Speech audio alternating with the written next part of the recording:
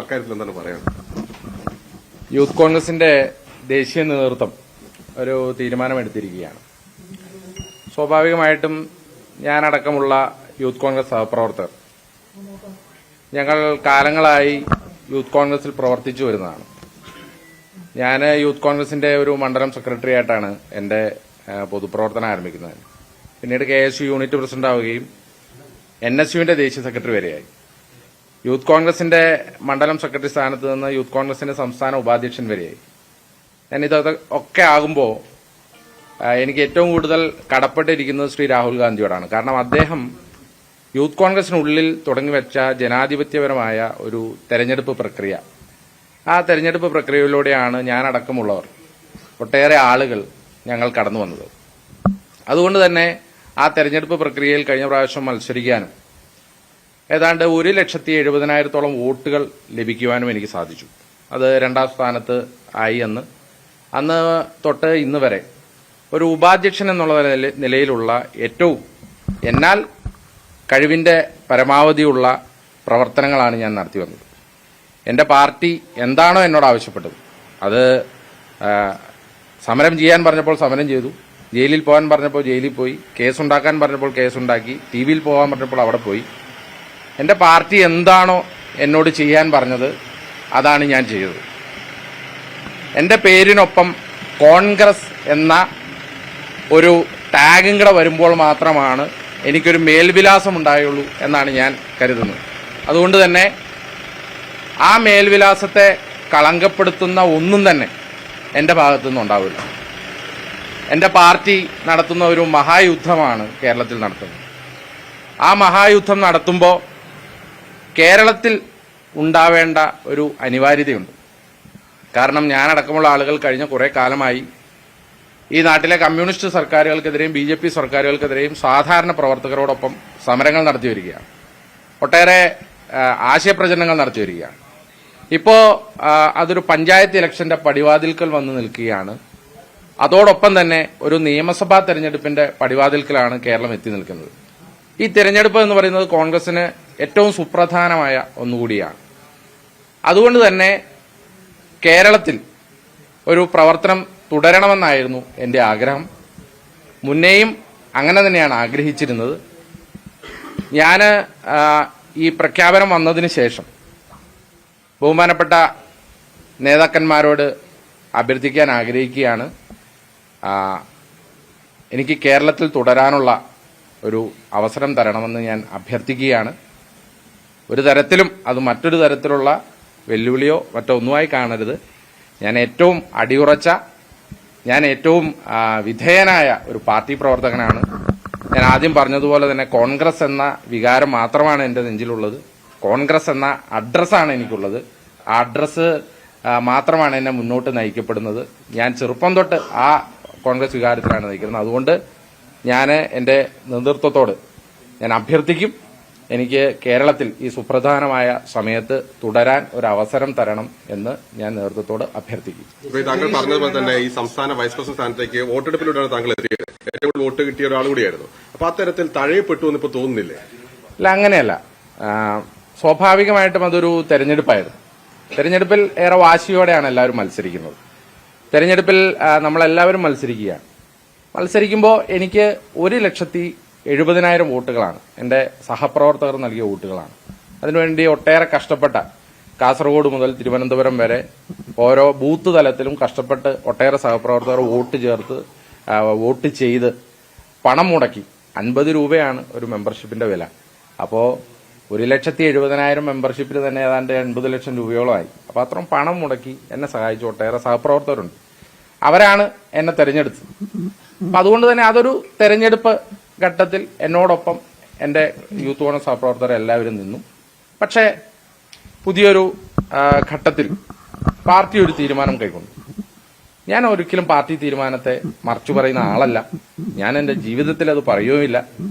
എന്റെ അവസാന ശ്വാസം വരെ ഞാൻ പാർട്ടി എന്ത് തീരുമാനം, ഇത് സ്ഥാനമാനങ്ങളൊന്നും അല്ലല്ലോ, സ്ഥാനമില്ലെങ്കിലും പ്രവർത്തിക്കാൻ സാധിക്കും. അല്ല, തെരഞ്ഞെടുപ്പ് ജനാധിപത്യ പ്രക്രിയയായി ശ്രീ രാഹുൽ ഗാന്ധി ഈ പാർട്ടിയുടെ ഉള്ളിൽ KSUവിന്റെ ഉള്ളിലും യൂത്ത് കോൺഗ്രസിന്റെ ഉള്ളിലും അവലംബിച്ചതാണ്. ഞാൻ തെരഞ്ഞെടുപ്പ് പ്രക്രിയയിലൂടെ യൂത്ത് കോൺഗ്രസിന്റെ മണ്ഡലം പ്രസിഡന്റായിട്ടുള്ള വ്യക്തിയാണ്. ഞാൻ തെരഞ്ഞെടുപ്പ് പ്രക്രിയയിലൂടെ KSUവിന്റെ യൂണിറ്റ് പ്രസിഡന്റായിട്ടുണ്ട്. KSUവിന്റെ യൂണിറ്റ് പ്രസിഡന്റുമായിട്ടുണ്ട്. അത് വന്ന് NSUവിന്റെ ദേശീയ സമിതി അംഗം വരെ തെരഞ്ഞെടുപ്പിലൂടെയായി. യൂത്ത് കോൺഗ്രസിന്റെ മണ്ഡലം പ്രസിഡന്റുമായി, യൂത്ത് കോൺഗ്രസിന്റെ സംസ്ഥാന ഉപാധ്യക്ഷനുമായി തെരഞ്ഞെടുപ്പിലൂടെയാണ് ആയത്. അപ്പോൾ അതൊരു തെരഞ്ഞെടുപ്പ് പ്രക്രിയ ഈ പാർട്ടിയുടെ ഉള്ളിൽ ജനാധിപത്യവൽക്കരിക്കാൻ വേണ്ടി ശ്രീ രാഹുൽ ഗാന്ധി തുടങ്ങി വെച്ചതാണ്. പക്ഷേ ഒരു തെരഞ്ഞെടുപ്പ്, സംസ്ഥാന തെരഞ്ഞെടുപ്പ് അടുത്ത് വരുന്ന ഒരു വേളയിൽ പാർട്ടി നേതൃത്വം ചില ഘടകങ്ങൾ പരിശോധിച്ചിട്ടുണ്ടാകാം. ആ പരിശോധനയിലായിരിക്കാം അവർ ഇങ്ങനെ ഒരു തീരുമാനമെടുത്തത്. ഏതായാലും എന്റെ പാർട്ടി എടുത്ത തീരുമാനം ഒരിക്കലും തെറ്റായി പോയി എന്ന് ഞാൻ പറയില്ല. എന്റെ പാർട്ടി പല ഘടകങ്ങൾ വിലയിരുത്തിക്കൊണ്ടായിരിക്കും ആ തീരുമാനമെടുത്തിരിക്കുന്നത്. ആ തീരുമാനം തെറ്റായി എന്ന് ഞാൻ പറയില്ല. പക്ഷേ ഞാൻ എന്റെ ഒരു താല്പര്യം, ഞാൻ പാർട്ടി നേതൃത്വത്തെ വിനയപൂർവ്വം ഞാൻ അഭ്യർത്ഥിക്കും. എനിക്ക് ഈ കേരളത്തിൽ തുടരാനാണ് ആഗ്രഹം. കാരണം എനിക്ക് പിണറായി വിജയനെതിരെയുള്ള സർക്കാരിനെതിരെയുള്ള സമരങ്ങൾ, അതിനുള്ള ക്യാമ്പയിനുകൾ, അതിൽ പങ്കെടുക്കാനാണ്. ഇനി പഞ്ചായത്ത് ഇലക്ഷൻ വരികയാണ്, നിയമസഭാ ഇലക്ഷൻ വരികയാണ്. അതിൽ ഒരു പാർട്ടി പ്രവർത്തകനായി, പാർട്ടിയുടെ ഒരു പോരാളിയായി ഇവിടെ നിൽക്കാനാണ് ഞാൻ ആഗ്രഹിക്കുന്നത്. അത് ഞാൻ അഭ്യർത്ഥിക്കും പാർട്ടിയുടെ.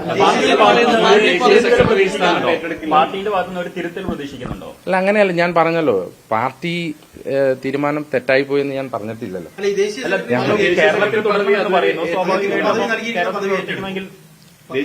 അല്ല, ഞാൻ പറഞ്ഞല്ലോ, ഞാൻ അഭ്യർത്ഥിക്കും പാർട്ടിയോട്.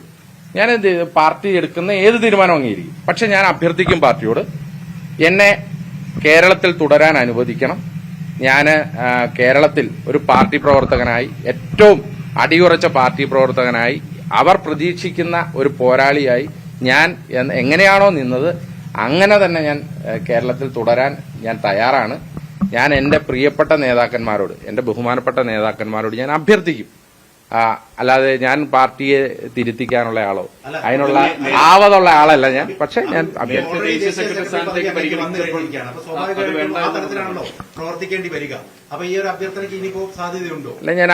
ഞാൻ ഇപ്പോ ഓൾറെഡി അത് അഭ്യർത്ഥിച്ചിട്ടുണ്ട്. ബഹുമാനപ്പെട്ട നേതാക്കന്മാരും ദേശീയ നേതൃത്വവും എന്ത് തീരുമാനമെടുത്താലും ഞാനത് അംഗീകരിക്കും. ഞാൻ പറഞ്ഞല്ലോ, ഞാനൊരു പാർട്ടി പ്രവർത്തകനാണ്. ആത്യന്തികമായി എനിക്ക് പാർട്ടിയാണുള്ളൂ. ഞാൻ പറഞ്ഞില്ലേ, എന്നെ വെട്ടിക്കണ്ടിച്ച് 2 കഷണമാക്കിയാലും എന്റെ ഉള്ളിൽ നിന്ന് ചോരയായിരിക്കില്ല അവന്, അതൊരു ത്രിവർണമായിരിക്കും. എനിക്ക് എന്റെ പാർട്ടിയാണ്. ഞാൻ പാർട്ടിയിൽ പ്രവർത്തിക്കുകയല്ല, ഞാൻ ജീവിക്കുമായിരുന്നു ഈ പാർട്ടിയിൽ. എനിക്ക് പാർട്ടിയിൽ ജീവിക്കാനേ സാധിക്കുള്ളൂ. അത് ഇന്നും അങ്ങനെയാണ്, ജീവിക്കുവാണ് ഞാൻ.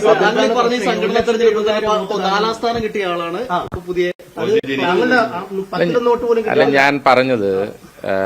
ഞാൻ പറഞ്ഞല്ലോ, അത് പാർട്ടി വിവിധ ഘടകങ്ങൾ പരിശോധിച്ച് പാർട്ടി എടുത്ത ഒരു തീരുമാനമാണ്. അത് പാർട്ടി നിങ്ങളോട് എന്തായാലും നേതൃത്വം വിശദീകരിക്കും. എന്താണ് രാഹുൽ ഗാന്ധി അവലംബിച്ച രീതി അട്ടിമറിക്കുന്നതിന് തുല്യമായില്ലേ? അല്ല, അങ്ങനെയല്ല. ശ്രീ രാഹുൽ ഗാന്ധി ഇത് തുടങ്ങി വെക്കുമ്പോഴും അദ്ദേഹം നടത്തുമ്പോഴും, ഇപ്പൊ ഞാൻ ഉപാധ്യക്ഷനായി കടന്നു വരുന്നത് ഒരു തെരഞ്ഞെടുപ്പ് പ്രക്രിയയിലൂടെയാണല്ലോ. ഇപ്പോൾ ഇങ്ങനെ ഒരു സാഹചര്യം വന്നത് ഇത് മുൻകൂട്ടി കൽപ്പിച്ച ഒരു സാഹചര്യമല്ലായിരുന്നു. അത് പല ഘടകങ്ങൾ കൊണ്ടുവന്നതാണ്. അപ്പൊ ആ ഒരു ഘട്ടത്തിൽ എന്റെ നേതാക്കന്മാർ എടുത്ത ഒരു തീരുമാനമുണ്ട്. ആ തീരുമാനം അവിടെ നിൽക്കുകയാണ്. ആ തീരുമാനം വന്നപ്പോൾ തന്നെ ഞാൻ ബഹുമാനപ്പെട്ട നേതാക്കന്മാരോട് സംസാരിച്ചിരുന്നു. ഞാൻ അവരോട് അഭ്യർത്ഥിച്ചിരുന്നു. എന്റെ ദേശീയ നേതൃത്വം, യൂത്ത് കോൺഗ്രസിന്റെ ദേശീയ അധ്യക്ഷൻ, അദ്ദേഹം എന്റെ കൂടെ ജനറൽ സെക്രട്ടറി ആയിരുന്നു NSUI. ഞാൻ അദ്ദേഹത്തിന്റെ സഹപ്രവർത്തകനായിരുന്നു. NSUI ഞാൻ ദേശീയ കമ്മിറ്റിയിലുണ്ടായിരുന്നപ്പോൾ എന്റെ കൂടെ ഉണ്ടായിരുന്ന വ്യക്തിയായിരുന്നു. So I had requested him, not at all I am challenging any decisions.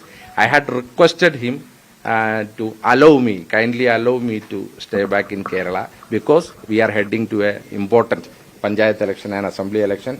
So I am requesting.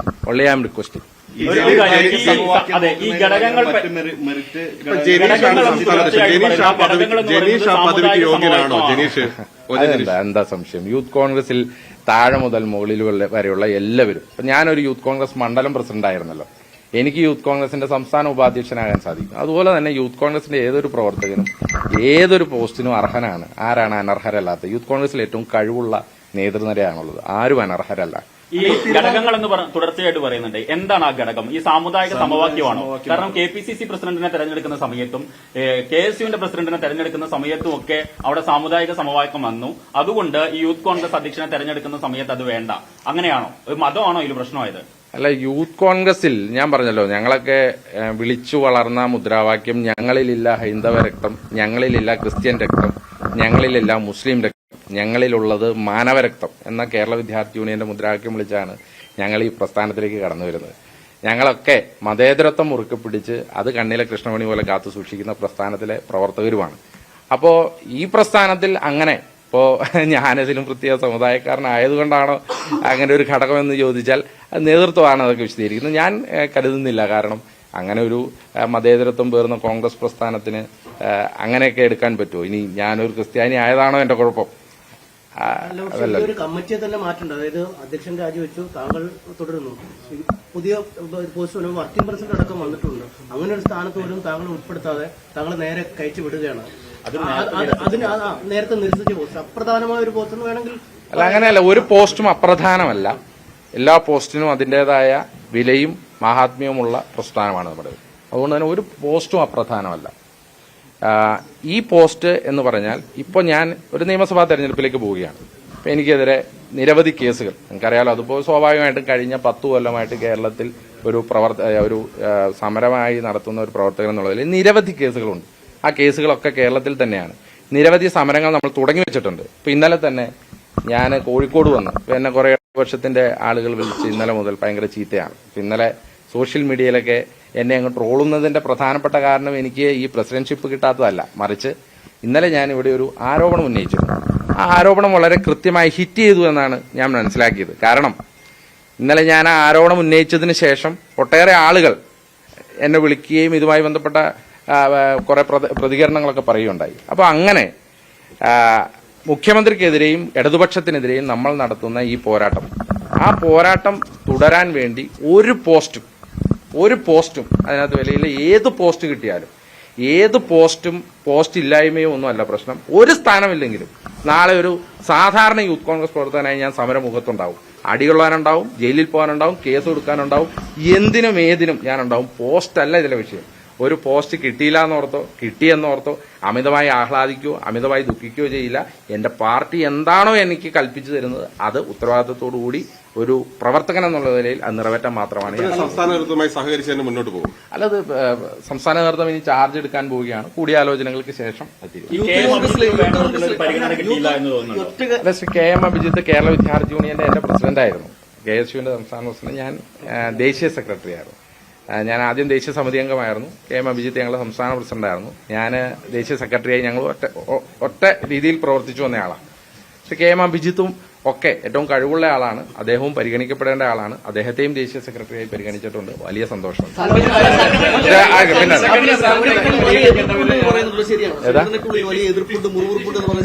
അല്ല, സംഘടനയ്ക്കുള്ളിൽ ഭാരവാഹികൾ അവരവരുടെ നിലപാടുകൾ അറിയിച്ചിട്ടുണ്ട്. പല ഘട്ടങ്ങളിലായി നേതൃത്വത്തെ അറിയിച്ചിട്ടുണ്ട്. സ്വാഭാവികമാണ്. കോൺഗ്രസ് പ്രസ്ഥാനത്തിൽ അഭിപ്രായങ്ങൾ അറിയിക്കാൻ എല്ലാവിധ അവകാശങ്ങളുമുള്ള പാർട്ടിയാണ്. മറ്റു പാർട്ടികളെ പോലെയല്ലല്ലോ. അഭിപ്രായങ്ങൾ അറിയിക്കാൻ എല്ലാവിധ അവകാശങ്ങളുമുണ്ട്. അല്ല, സ്വാഭാവികമായിട്ടും അഭിപ്രായ ഭിന്നതയെ അറിയിക്കുമല്ലോ. ഇപ്പൊ കോൺഗ്രസിന്റെ ഒരു ചിട്ടവട്ടങ്ങളെ കുറിച്ചൊക്കെ ഞാൻ പറയാതെ തന്നെ നിങ്ങൾക്കറിയാം. ഞങ്ങൾക്ക് അഭിപ്രായം പറയാനും ഇനി ഞങ്ങൾക്കൊരു അഭിപ്രായ ഉണ്ടെങ്കിൽ അത് പറയാനും തീർച്ചയായിട്ടും എനിക്ക് അഭിപ്രായ ഭിന്നത ഉണ്ടെങ്കിൽ ഞാനത് പാർട്ടി ഫോറങ്ങളിൽ അവതരിപ്പിക്കും. ഇന്നലകളിൽ അവതരിപ്പിച്ചിട്ടുണ്ട്. ഇനിയും എനിക്ക് അഭിപ്രായ ഭിന്നതയുള്ള കാര്യങ്ങളിൽ ഞാനത് അവതരിപ്പിക്കും. അത് പാർട്ടി ഫോറങ്ങളിലായിരിക്കും. അതിനുള്ള എല്ലാ അവകാശവും എന്റെ പാർട്ടി എനിക്ക് തന്നിട്ടുണ്ട്. സംഘടനാ തെരഞ്ഞെടുപ്പിൽ പങ്കെടുക്കാത്ത ഒരാളാണ് വർക്കിംഗ് പ്രസിഡന്റ് ആയിരിക്കുന്നത്. സംഘടനാ തെരഞ്ഞെടുപ്പിൽ വോട്ട് കുറഞ്ഞ പ്രസിഡന്റ് ആയിരിക്കുന്നത്. ആരാണ് ഈ സംഘടന ഞാൻ ഇതിനകത്ത് ഇനി കൂടുതൽ ഒന്നും പറയാൻ ആഗ്രഹിക്കുന്നില്ല. ഞാൻ പറഞ്ഞല്ലോ, ഞാനൊരു ഉത്തരവാദിത്തപ്പെട്ട പാർട്ടി പ്രവർത്തകനാണ്. എന്റെ പാർട്ടി എടുക്കുന്ന നിലപാടുകൾ, ആ നിലപാടുകളെ മുന്നോട്ട് കൊണ്ടുവരാനാണ് ഞാൻ ആഗ്രഹിക്കുന്നത്. അപ്പോൾ തന്നെ എന്റെ പാർട്ടിയോട് എനിക്ക് അഭ്യർത്ഥിക്കാനുള്ള എല്ലാവിധ അവകാശങ്ങളും ഉണ്ട് എന്ന് ഞാൻ വിശ്വസിക്കുന്നു. So I am not challenging, I am requesting. ഞാൻ അഭ്യർത്ഥിക്കുക മാത്രമാണ്. ആ അഭ്യർത്ഥന എന്റെ പാർട്ടി നേതൃത്വം കാണുമെന്നാണ്.